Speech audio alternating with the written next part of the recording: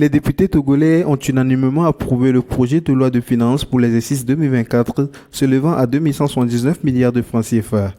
Élaboré dans le contexte des incertitudes liées à la guerre russo-ukrainienne, le budget se concentre sur les projets sociaux, la résilience économique, le soutien aux vulnérabilités, la défense nationale et le financement des élections. Pour le ministre de l'économie, ce budget renforce les moyens d'action du gouvernement. La présidente de l'Assemblée nationale salue les efforts du gouvernement pour mobiliser et allouer judicieusement les ressources en accord avec les priorités nationales. Ce budget équilibré est le reflet des efforts inlassables du gouvernement sous l'impulsion de son Excellence, Monsieur le Président de la République, en matière de mobilisation accrue des ressources et de leur allocation judicieuse en adéquation avec les priorités nationales.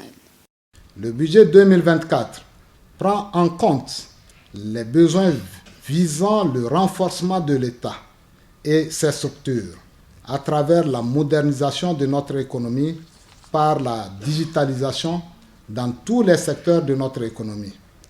Il prend surtout en compte les défis sécuritaires, notamment l'équipement et les dotations des dépenses de fonctionnement des forces de défense et de sécurité afin de leur donner la plénitude de leurs moyens, des moyens appropriés pour la protection de notre pays.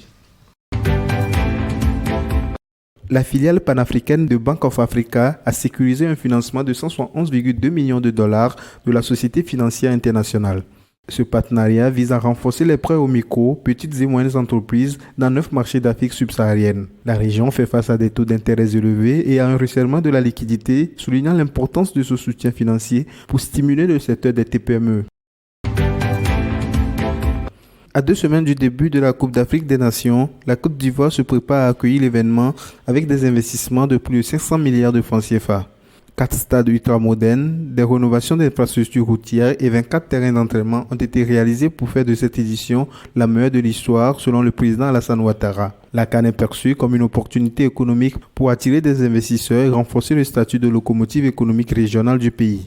Le gouvernement mise également sur le secteur du tourisme avec des projets immobiliers colossaux et l'ambition de propulser la Côte d'Ivoire parmi les principales destinations africaines. Le gouvernement égyptien a réussi à mobiliser 5,6 milliards de dollars en vendant des parts dans 14 entreprises publiques depuis mars 2022.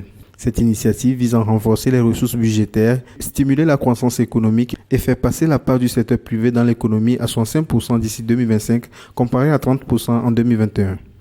De plus, des études préliminaires avec la Société financière internationale pour inclure 50 autres entreprises dans le programme d'ouverture du capital sont en cours, avec une priorité sur les secteurs des aéroports, des télécommunications, des banques et des assurances.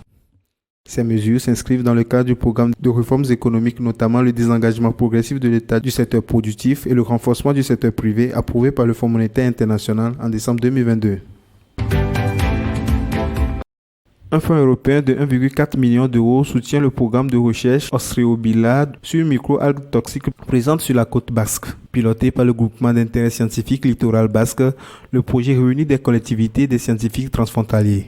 L'objectif est de renforcer les connaissances sur cette algue avec un suivi mensuel sur 11 sites côtiers. Ostreobila vise à établir un protocole commun harmonisé. Le programme de recherche d'une durée de 3 ans débuté en janvier 2024 avec un budget total de 2,2 millions d'euros financé dans le cadre du programme POCTEFA pour la coopération transfrontalière Espagne-France-Andorre.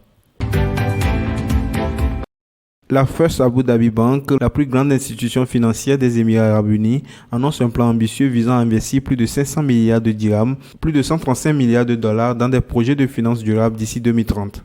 Cette initiative représente une augmentation de 80% par rapport à l'objectif précédent de 2021 et est le plus important engagement de finances durables dans la région MENA.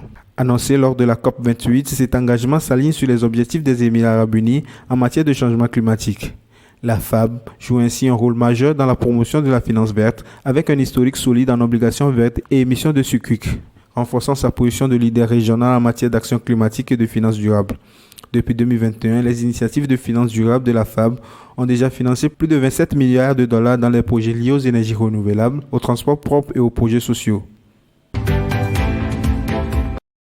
L'Ukraine a reçu 1,34 milliard de dollars de la Banque mondiale pour renforcer ses capacités administratives, a annoncé le ministère des Finances. Ce financement se compose d'un prêt de 1,086 milliard de dollars de la Banque mondiale, d'une subvention de 190 millions de dollars de la Norvège, de 50 millions de dollars des États-Unis et de 20 millions de dollars de la Suisse. Les fonds seront utilisés pour soutenir les dépenses non liées à la sécurité et à la défense, y compris les prestations sociales de vieillesse et les paiements aux employés des services d'urgence de l'État, contribuant ainsi à maintenir la stabilité financière et économique pendant la guerre, selon le ministère ukrainien des Finances. La Banque d'Algérie a rapporté un bilan positif de la finance islamique en 2022 avec des dépôts globaux atteignant 546 milliards de dinars, dont 80% dans les banques islamiques telles qu'Al-Baraka et Al-Salam Group. Depuis 2020, l'introduction de la finance islamique dans 12 banques a permis de collecter 800 milliards de dinars. Cependant, ce montant reste en deçà des objectifs pour attirer les fonds hors circuit bancaire. Malgré une croissance de 24% en 2022, le potentiel du marché financier reste élevé. En 2024, une révision du cadre juridique est prévue pour développer de véritables banques islamiques. La finance islamique en Algérie attire également l'attention des secteurs des assurances avec un chiffre d'affaires de la branche Takafuk atteignant 93 millions de dinars à la fin de septembre 2023.